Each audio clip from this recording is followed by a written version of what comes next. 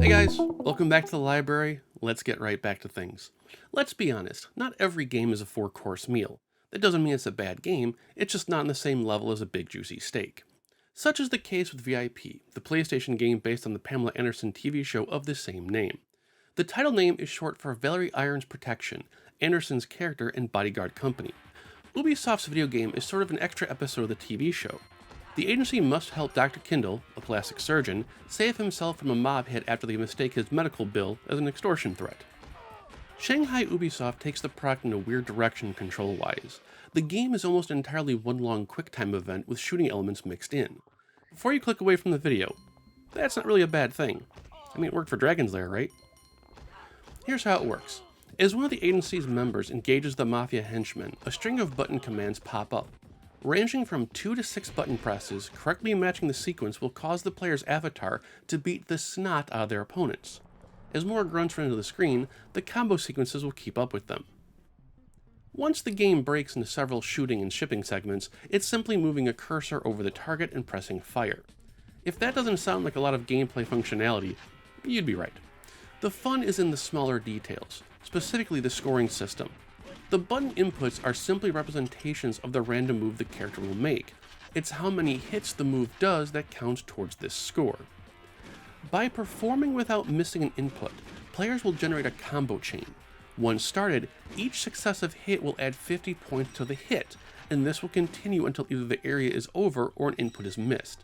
These 50 incremental points really do rack up fast, as hit scores can leap from 100 points to 3,000 points per attack in a matter of minutes. Combos can reach up to 100 hits based on the area in play.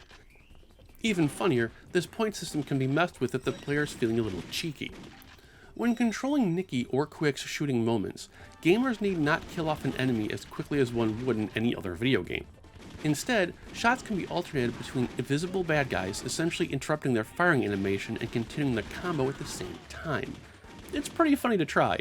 Stringing together bullet combos is far more intriguing than just pressing the proper sequences for minutes at a time. Aside from the actors' real faces being used for the health bar, character likenesses and stand-in voices represent them in-game. It allows for the silly premise to not be taken too seriously, with the stand-ins doing an admirable job of working with what they had. For a budget title, the CG sequences are fairly decent, and fans of the show recognize the headquarters and locales around it. The only real hiccup here is the background visuals aren't 100% consistent.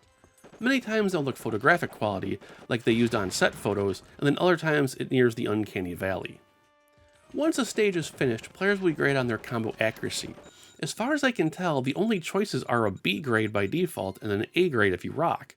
These grades don't seem to affect anything reward-wise and truthfully can be mentally discarded.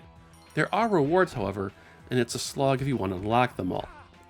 As stages are completed, new images and in-game movie clips become available to purchase in the in-game reward points. Prices grow incrementally more expensive, all the way up to 1 million points for the final movie and image separately. For these completionists out there, realize that you need to complete the game 3 times and have enough points for the full gallery. 3 playthroughs will take about 5 hours, give or take. It's roughly an hour and a half game. V.I.P is a curious specimen in the world of budget games. The quick-time combat would see many reviewers instantly write it off, but I found myself trying to go for perfect combo runs. Messing with the shooting sequences provides a self-made challenge that's hard to ignore. Wrapped up in a bite-sized package time investment-wise, I find it hard to really trash the game. Sure, it may not be the 4-course meal, but sometimes the dollar menu is just as satisfying. And that's how it is. On the review scale, it's a 5 out of 10 average.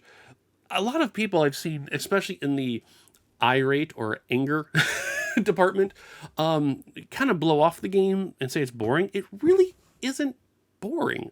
As I said, because of Project Up One, I went through it 4 times, and it really wasn't until the 4th time through that I was like, all right, now it's getting old.